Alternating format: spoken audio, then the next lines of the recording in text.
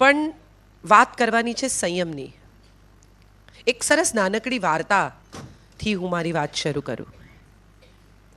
કસ્તુરબાની તબિયત બહુ ખરાબ થઈ ગયેલી અને ખૂબ બધા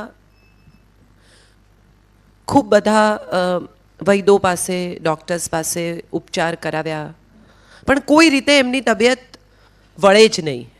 અને બાપુ એમને પૂછ્યું કે તમને વાંધો ન હોય તો હું થોડા મારા નિસર્ગોપચાર તમારા પર કરું. ગાંધીજી બહુ બધા પ્રયોગો કરતા એમની અંતસ્ફૂર્ણાથી. માટીની પટ્ટી મૂકે, કટી સ્નાન કરાવે, તડકામાં ઊભા રાખે, અમુક પ્રકારનું ખાવાનું છોડાવે.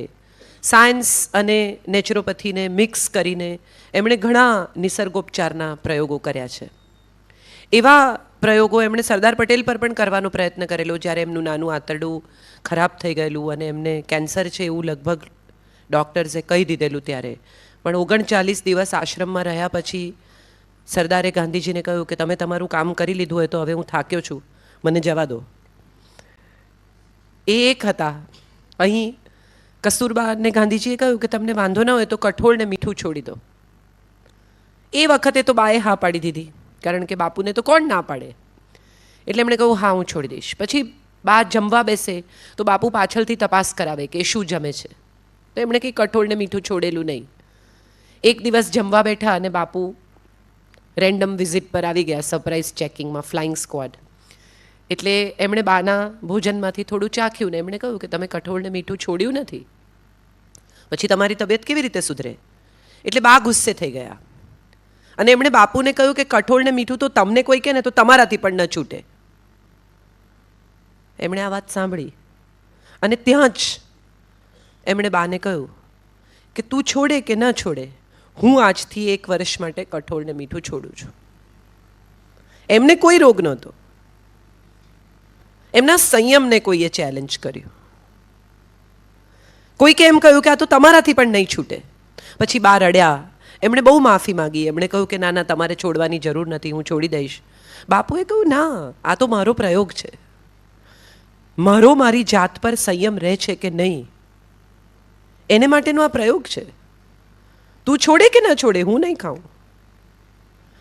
હું એવું સમજી છું સમય સાથે કે સંયમ રાખવા માટે ગાંધી થવાની જરૂર નથી. ગાંધી ભલે સંયમ રાખે, પણ આપણે બધા સામાન્ય રીતે દુનિયામાં બીજા લોકો પર કંટ્રોલ કરવા માટે કેટલા ગાંગા થઈ જઈએ છીએ. સાવ નાનકડું 4 વર્ષનું બાળક હોય ને, એને પણ મમ્મી ચડ્ડી પહેરાવતી હોય કે જમાડતી હોય કે નવડાવતી હોય, અને જો એ કયામાં ના રહે ને તો એને પડે. આપણો સાદો રસ્તો એ છે કે સામેના માણસને કંટ્રોલ કેવી રીતે કરવો, તો કે પાવરથી. પાવર શું? તો કે ભય. આ દુનિયાનો સૌથી મોટો પાવર કયો છે? ભય. આહાર, નિદ્રા, ભય ને મૈથુન, આ દુનિયાના દરેક માણસ, દરેક પ્રાણી, દરેક જીવ માટે નેચરલ પ્રવૃત્તિ છે. કૂતરાને પણ જો મારવામાં આવે તો એ કયું કરતો થઈ જાય. એને ડોગ ટ્રેનર જ્યારે એને ટ્રેન કરે ત્યારે કાં તો આહાર આપે ને કાં તો ભય બતાવે. સર્કસમાં પ્રાણીને ટ્રેન કરે તો શું કરે? ખાવા આપે ને ભય બતાવે.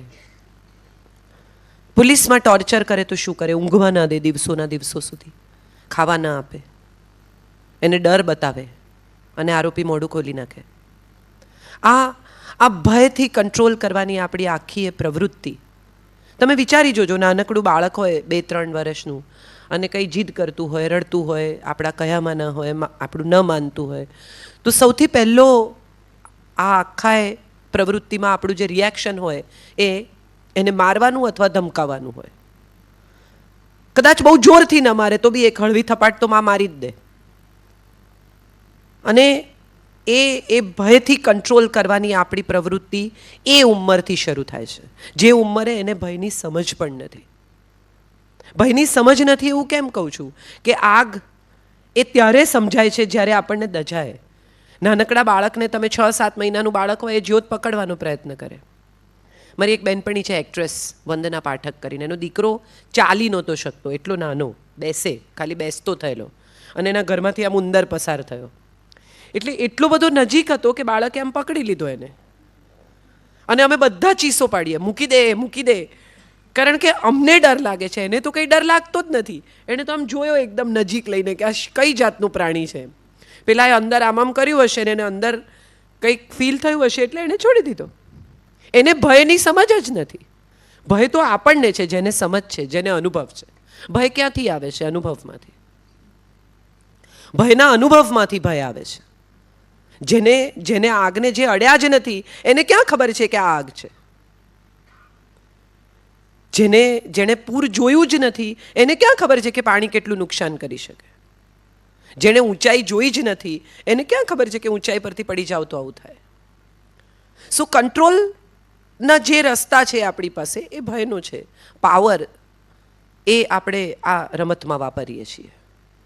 અને જ્યારે સામેનાને કંટ્રોલ કરવાનો આપણો સંપૂર્ણ પ્રયાસ આપણે પૂરેપૂરો થાય એટલો કરી લઈએ અને જો એ માણસ, વ્યક્તિ, વસ્તુ, વિચાર, પરિસ્થિતિ આપણા કંટ્રોલમાં ન આવે તો આપણું પહેલું રિએક્શન એ હોય છે કે એ વ્યર્થ છે, એ વર્થ નથી, વ્યર્થ છે. માણસ કયું ન માને તો એ નકામો છે. સંતાન કયું ન માને તો હવે એનું જે થવાનું એ થાય, આપણે શું કરી શકવાના આનાથી વધારે? પતિ કયું ન માને તો એ તો એવા જ છે. પત્ની કયું ન માને તો એ તો એવી જ છે. સો ઇવેન્ચ્યુઅલ પરિસ્થિતિ શું છે? સ્વીકાર. તો પહેલી પરિસ્થિતિ એ કેમ નથી? સંયમની પ્રવૃત્તિ અહીંથી શરૂ થાય છે. જો થાકી હારીને, પાવર પ્રેક્ટિસ કરીને, ભય પમાડીને, કંટ્રોલ કરવાનો તમામ પ્રયાસ કરીને, તમામ એનર્જી વાપરી લીધા પછી પણ જો સામેની વ્યક્તિ આપણા કંટ્રોલમાં નથી આવતી તો આપણે શું કરીએ છીએ? સ્વીકારી લઈએ છીએ. તો સ્વીકાર પહેલાં કેમ નથી? સ્વીકારે છેલ્લું સ્ટેપ કેમ છે? સ્વીકારે પહેલું સ્ટેપ કેમ નથી? અહીંથી શરૂ થાય છે સંયમની વાત. જૈનત્વમાં તો સંયમનું બહુ જ મહત્વ છે. ઉપવાસ એ સૌથી મોટા પ્રયોગ છે સંયમના. ઘરના બધા લોકો નોર્મલ ખાતા પીતા હોય અને આપણે ઉપવાસ કરવાનો એ સંયમનો સૌથી મોટો પ્રયોગ છે. કેટલા બધા લોકો એવા મેં જોયા છે કે એમની આસપાસની દુનિયામાં કશું ન બદલાય પણ આપણે એ લોકો એમની રીતે એમનો ઉપવાસ ચાલુ રાખે અને ત્યારે એમ થાય કે આ ખરેખર કદાચ સંયમ છે. બાપુને એકવાર મેં કહ્યું હતું કે હું નવરાત્રિ કરું છું એમ. એટલે કે થાય છે? મેં કીધું હા, પહેલાં નહોતી થતી, હું 11 નહોતી કરી શકતી, હવે 9 દિવસ ભૂખી રહી શકું છું. એટલે હસ્યા. પછી મને કહે છે ડિજિટલ ઉપવાસ કરવાનું રાખો. બહુ આમ જુઓ તો ઇન્ટરેસ્ટિંગ વાત છે. આ ડિજિટલ ઉપવાસ છે ને એ આજના જમાનાનો સૌથી મોટો સંયમ છે. ભૂખ્યા તો રહી શકાય, કદાચ 1, 2 દિવસ, 4 દિવસ, 8 દિવસ, મહિનો. શરીર ખાવાનું શરૂઆતમાં માગે, પછી સ્વાદ માગે, ધીરે ધીરે તમારું મન જ એને અનુકૂળ થઈ જાય છે કે તમને પોતાને પણ એમ થાય કે ક્યાં કચરો નાખવો શરીરમાં. અઠવાડિયા 10 દિવસ, 15 દિવસના ઉપવાસ પછી તમને ઝડપથી પાણીપુરી કે આ કે તે કે ખાવાનું મન ના થાય. એમ થાય એટલી શુદ્ધ અંદરની ફિલિંગ છે કે હવે બધું ગંદકી નથી નાખવી. Let that cleanliness prevail. પણ આ ડિજિટલ ઉપવાસની એક મજા છે. પતિ પત્ની બહાર ડિનર પર ગયા હોય ને સાથે, એટલે કે તું ઓર્ડર કર, તરત ફોન. ઘરમાં 2 જણા બાજુમાં બેસીને પોતપોતાના ફોનમાં વોટ્સએપ ચેટ કરે. એક જ પલંગમાં સૂતેલા 2 જણા એકબીજાની સાથે વાત નથી કરતા, બહારના લોકો સાથે વાત કરે છે. અમારે ત્યાં હમણાં પાટીદાર આંદોલન થયું, એમાં અઠવાડિયું અમારે ત્યાં ઇન્ટરનેટ બંધ કરી દીધેલું, અમદાવાદ, ગુજરાતમાં. હું માનું છું એટલા બધા લોકોના પરિવાર સાથેના સંબંધ સુધરી ગયા હશે. જાય ક્યાં? તમે એકવાર ઘરે આવ્યા પછી કાં તો ફોન લગાડીને વાત કરો અથવા તો ઘરના જે હાજર છે એની સાથે વાત કરો. બહાર તો તમે કોઈ કોન્ટેક્ટ જ તૂટી ગયો છે. એટલે right from girlfriend to family to business to everything, તમે એકવાર ઘરમાં દાખલ થયા કે તમે કેદમાં.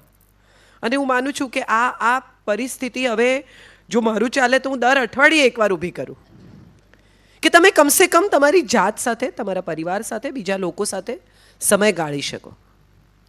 સંયમ એ બીજું કંઈ નથી, સ્વયં ઉપરનું નિયંત્રણ છે.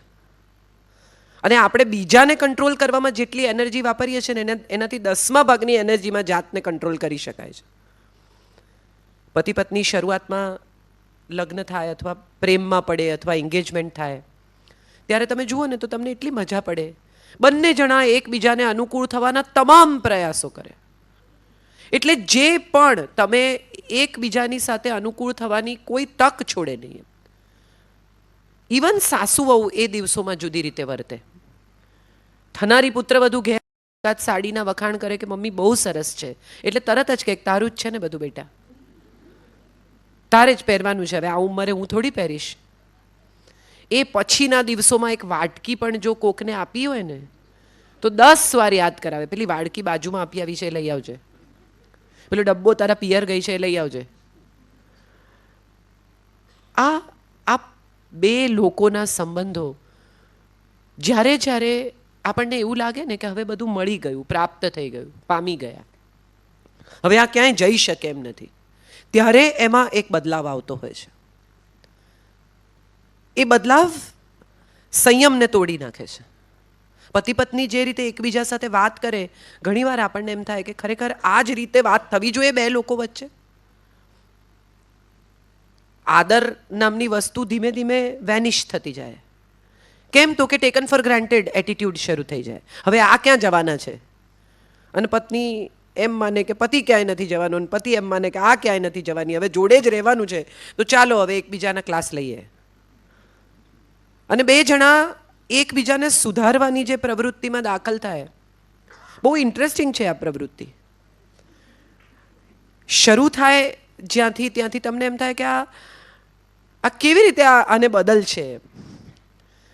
ઘરમાં પતિનું મિત્ર આવ્યો હોય ને એમ કે ભાભી દાળ બહુ સરસ થઈ છે, તો એનો જવાબ શું હોય કે ભાભી તમે ઇડલી સંભાર જેવા બનાવો છો ને એવા મેં ક્યાંય નથી ખાધા, કે ભાભી તમે જેવો કંસાર કરો છો એવા અદ્ભુત કંસાર બને છે. તો એનો જવાબ શું હોય સામાન્ય રીતે? થેન્ક યુ અથવા ફરી આવજો. એને બદલે સામાન્યતઃ ગૃહિણી એમ કે તમારા ભાઈને કોઈ દિવસ કદર જ નથી. જવાબ શું છે અને આપણે જવાબ આપીએ છીએ શું? એવી જ રીતે કોઈ એમ કે તમારા હસબન્ડ બહુ જ આજે બિઝનેસમાં એમનું નામ છે. હા, પણ એમને પૂછો છોકરા કયા ધોરણમાં ભણે છે. કઈ ચર્ચામાં આપણે ઉતરી જઈએ છીએ, વાત શું છે અને ક્યાં જઈ રહ્યા છીએ. એવી જ રીતે પુરુષને દાખલા તરીકે કંઈ કહેવામાં આવે તો એનો પણ જવાબ આ જ દિશામાં ક્યાંક હોય. પણ એને સમજાવો, એને કે આ વાત આપણે એકબીજા સાથે કેમ નથી કરતા. ત્રીજા માણસ દ્વારા એકબીજા સાથે વાત કરવી પડે એવા સંબંધો છે આ, કે સપ્તપદીના વચન આપીને અડધું અંગ બનીને સાથે જીવવાના વચન આપીને સાથે ચાલવાનું શરૂ કર્યું હતું, એ સંબંધ છે આ. શું થયું અચાનક? અને ત્યારે સમજાય કે એક સ્વાદ ઉપર ને એક શબ્દ ઉપર સંયમ છૂટી ગયો. આ દુનિયાનો મોટામાં મોટો સંયમ બે જ વસ્તુ પર છે, એક શબ્દ ઉપર ને એક સ્વાદ ઉપર. મારી વાત પર વિચાર કરજો. આપણું શરીર જ્યાં પહોંચે છે અથવા જે પરિસ્થિતિમાં પહોંચે છે એની પાછળ સ્વાદ ઉપરનો સંયમ આપણે ખોઈ બેસીએ છીએ. અમારા એક મિત્ર છે એમ કે છે, આઈસ્ક્રીમ આવે ને કોઈની પાર્ટીમાં કે કંઈ ગળપણ પીરસાય એટલે સૌથી પહેલાં એમ કે ડાયાબિટીસ નામનો કોઈ રોગ છે જ નહીં, કારણ કે એમને છે. એટલે તમને કે ડાયાબિટીસ નામનો કોઈ રોગ આ જગતમાં છે જ નહીં. આ એકચ્યુઅલી એ મને નથી કહેતા, એ પોતાની જાતને કહે છે. દલા તરવાડીની વાર્તા જેવું છે કે રીંગણા લઉં 2-4 કે લો 10-12. છોડ થોડો બોલે.